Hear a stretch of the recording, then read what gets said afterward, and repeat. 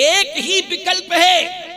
मैं एक बात कहता हूं, आप सबसे बता रहा हूं, आप रामायण घर घर में रखो और अर्थ सहित गीता प्रेस गोरखपुर की रामायण जो बड़ा साइज की है उसको रखिए। आप नित्य जो है रामायण को पढ़ने के लिए 5-10 मिनट का समय निकालिए। आपको हमारा समय नहीं निकलता है, बहुत ही व्यस्त लाइफ है, समय निकलता ही नहीं। मैं एक बात कहता हूं, बहुत से ऐसे लोग बैठे हैं जो सुबह सुबह जगते हैं, चाय और अखबार दोनों, अखबार पढ़ते हैं और चाय पीते हैं। बोलो पीते हैं कि चाय पीते हैं और अखबार पढ़ते हैं। चाय न मिलेगी तो घूमेंगे इधर उधर, और अखबार पढ़ने को नहीं मिलेगा तो इधर उधर घूमेंगे। अखबार क्यों नहीं आया, क्या बात हो गई? चाय क्यों नहीं मिली, क्या बात हो गई? चाय और अखबार के बिना नहीं रह सकते हो। पढ़ते हो अखबार, चाय पीते हो, ये दोनों ही नुकसान करते हैं। चाय भी हानिकारक है और अखबार की भाषा भी हानिकारक ही है। क्यों? जब जब भी पेपर को पढ़ोगे उसमें समस्याएं लिखी होंगी। बोलो लिखी होंगी कि नहीं? घर से लेकर के देश तक की समस्या, देश से लेकर के विदेश तक की समस्याएं, समस्याएं ही समस्याएं। अच्छा एक बात आपको बताएं, आपने अखबार पढ़ा और चाय पी, तो चाय पीने के बाद आप तुरंत गए कहाँ? स्नान करने। अब हम वो शब्द नहीं बोलना चाहते, कहाँ गए है नहीं, आप बाथरूम में चले गए। अच्छा भाई, पेपर पढ़ने के बाद आपने क्या किया? बोले पेपर पढ़ने के बाद आपने उस पेपर को अलग फेंक दिया। किसी ने कहा कि आपने अलग क्यों फेंक दिया? बोले अब हो गया ये रद्दी। आपने क्या कहा? मैंने पढ़ लिया, ये पेपर क्या हो गया, अब मेरे मतलब का नहीं है, रद्दी हो गया। इसका मतलब है एक बार पेपर को पढ़ा, रद्दी हो गया पेपर। बोलो हो गया कि नहीं हो गया? लेकिन रामायण को आप जब पढ़ते हो तो ईमानदारी से बताओ, रामायण कभी पुरानी होती है? बोलो कोई माई का लाल बता दे कि ये कह दे कि कल तो पढ़ी थी, अब रामायण दूसरी लाओ, ये तो पुरानी हो गई। तुम्हारे दादा परदादा कई पीढ़ियों से बोलो रामायण पढ़ते आए कि नहीं पढ़ते आए? क्यों? आखिर कागज रामायण में भी है और कागज अखबार में भी है। खबरें अखबार में छपी हुई हैं, ऐतिहासिक खबरें, पौराणिक खबरें रामायण में छपी हुई हैं। बोलो है कि नहीं? लेकिन एक को पढ़ा आपने, वो रद्दी हो गया, और दूसरे को पढ़ा, उससे श्रद्धा उत्पन्न हो गई। बोलो हो गई उत्पन्न कि नहीं? कारण क्या है?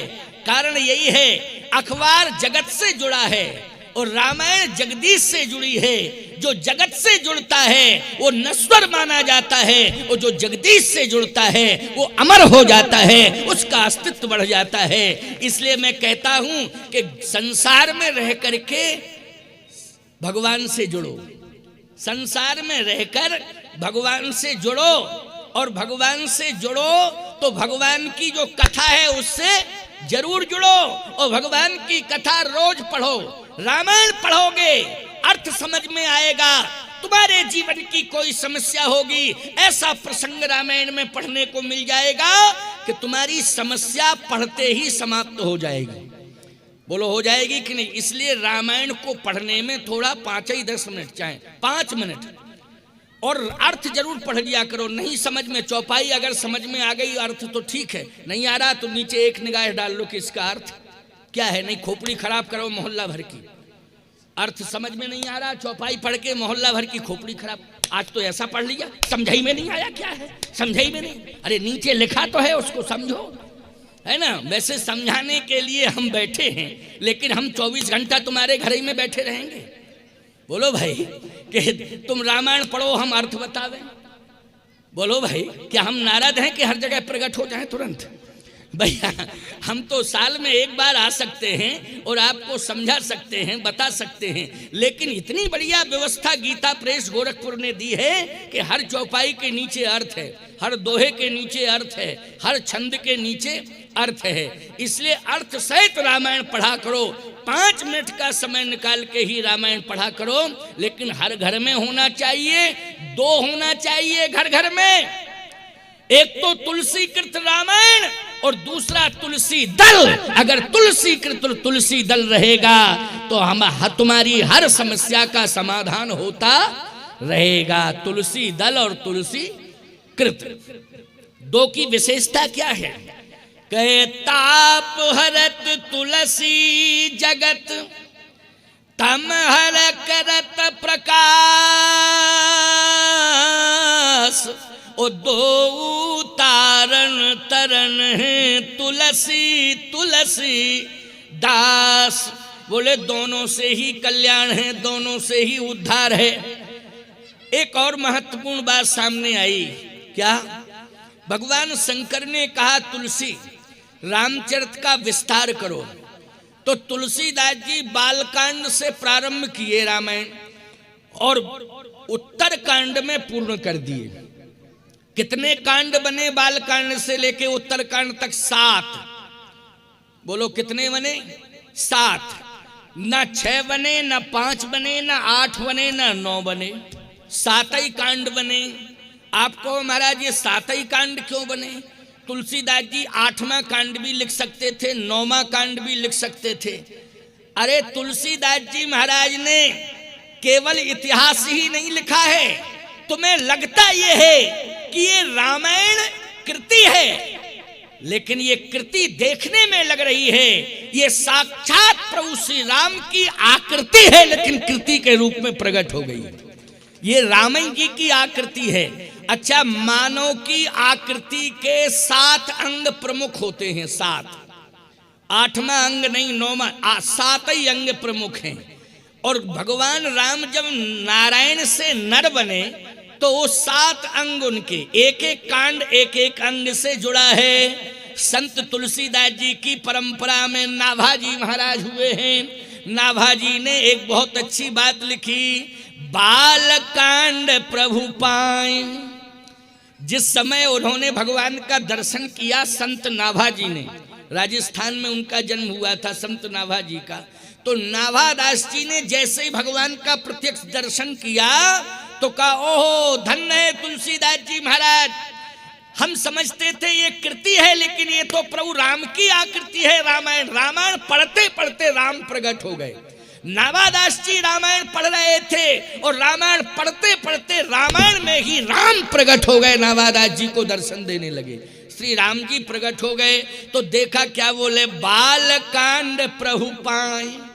बोले बालकांड पढ़ रहा था, ये तो प्रभु के पैर हैं। बालकांड प्रभु पाए अयोध्या कटि मन मोहे। ओ उदर बनो आनंद हृदय किसकिंधा सोहे। सुंदर ग्रीव मुखार बिंद कहे लंका गायो। सुंदर ग्रीव मुखार बिंद कहे लंका गायो। रावण कुंभकर्ण घननादि आदि समायो।